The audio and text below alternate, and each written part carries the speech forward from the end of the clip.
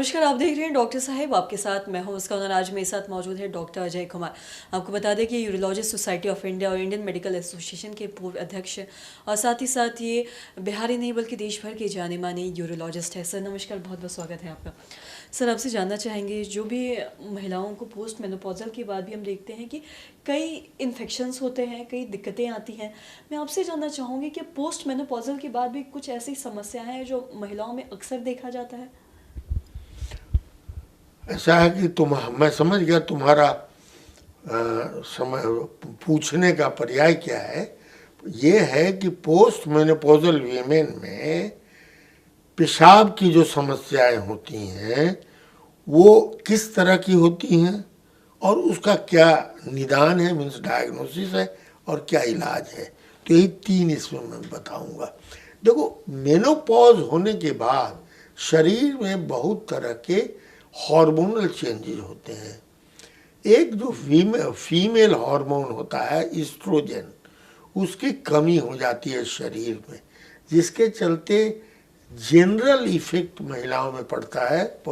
जो तुरंत post menopausal women है उनका जो एस्ट्रोजन लेवल घटता है तो देखती हो कि बहुत इरिटेबल हो जाती हैं, बहुत मूड चेंजेस होता है, सो नहीं पाती हैं ठीक से, और साथ ही साथ चिड़चिड़ी ऐसी हो जाती है कि सबसे झंझट ढूंढा करती है।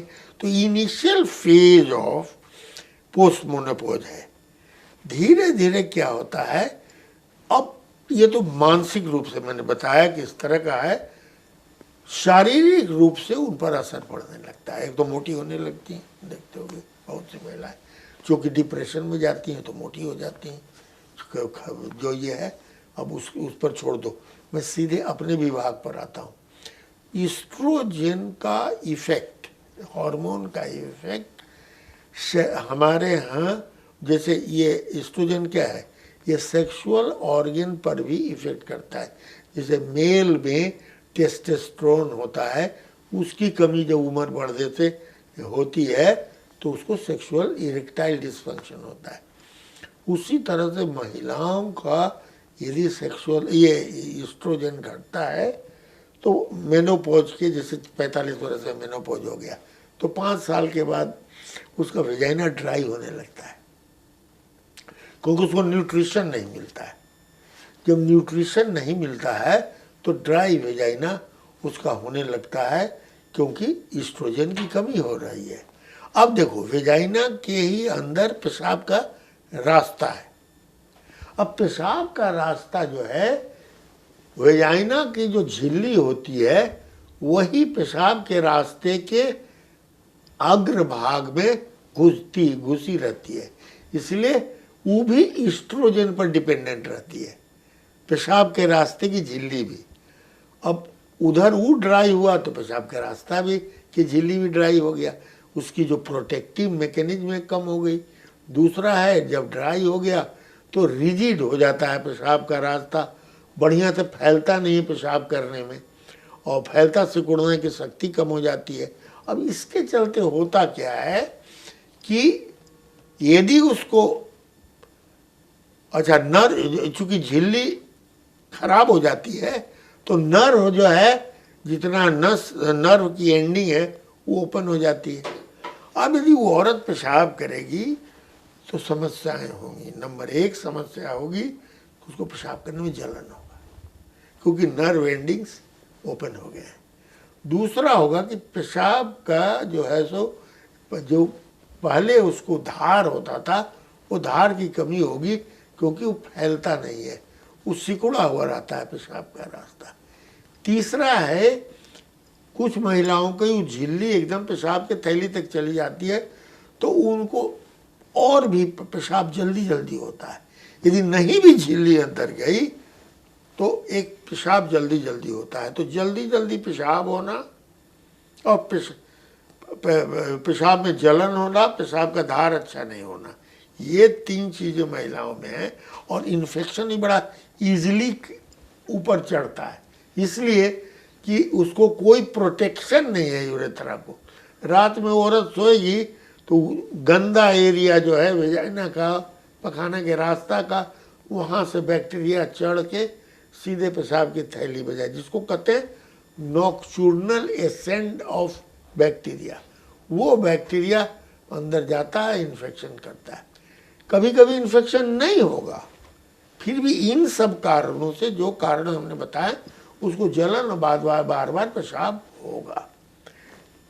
एक और साइकोलॉजिकल फैक्टर भी होता है पोस्ट मेनोपॉजल वीमेन में, और स्पेशली जिनका हमने देखा है, ये मेरा अपना अनुभव है, स्पेशली जिन महिलाओं का बच्चेदानी निकाला रहता है, उनको लगता है कि हम बेकार हैं डिप्रेशन के चलते। हस्बैंड थोड़ा सा भी नेग्लेक्ट करता है या नहीं भी करता है तो उनको लगता है हस्बैंड नेग्लेक्ट कर रहा है। जो हमारे परिवार के लोग हैं वो लोग उतने हमसे जुड़े हुए नहीं हैं जितना होना चाहिए। अब इन सब चीज़ों को लेकर जब डिप्रेशन होता है तो एक बात बता दूं, पेशाब की थैली का डायरेक्ट संबंध दिमाग से है।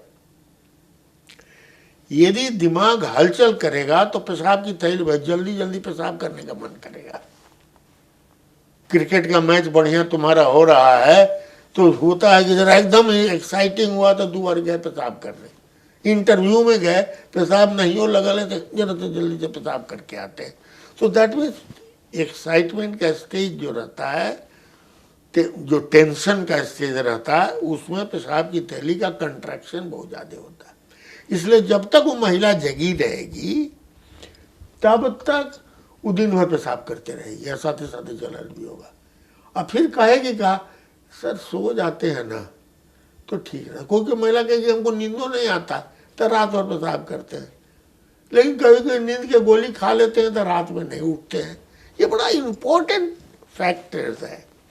तो ऐसी महिलाओं का इलाज बहुत ही, जिसको कहते हैं, हिसाब से करना चाहिए, नहीं तो उनकी स्थिति बिगड़ती जाएगी।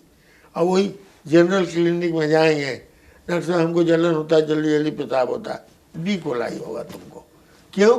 यूरिन जांच दे दो।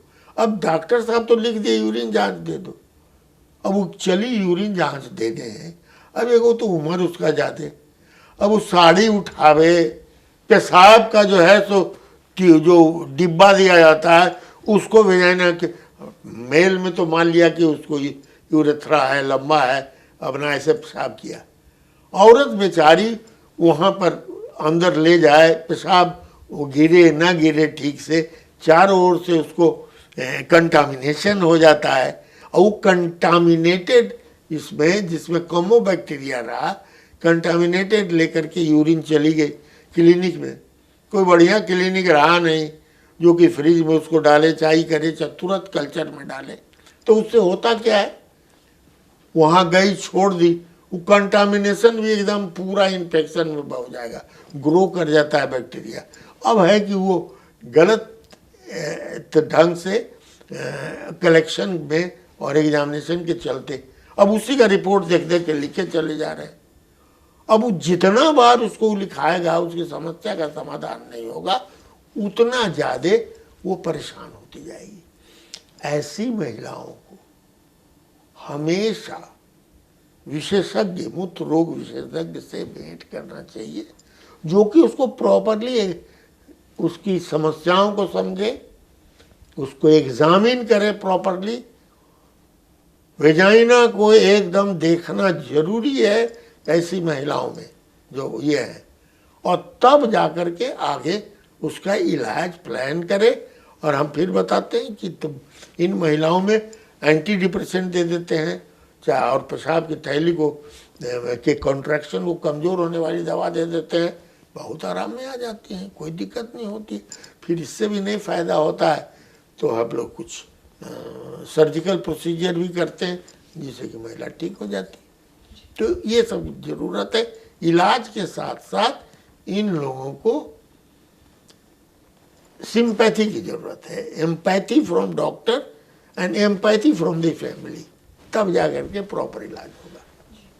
सर बहुत बहुत शुक्रिया तमाम जानकारी देने के लिए। तो आशा करते हैं दर्शकों की जो तमाम जानकारी है आपके लिए लाभदायक रही हो। तो आज की इस वीडियो में इतना ही। अगर आपने अब तक हमारे चैनल को सब्सक्राइब नहीं किया तो तुरंत कर ले, साथ ही हमारे फेसबुक पेज को लाइक करें। वीडियो देखने के लिए आपका धन्यवाद।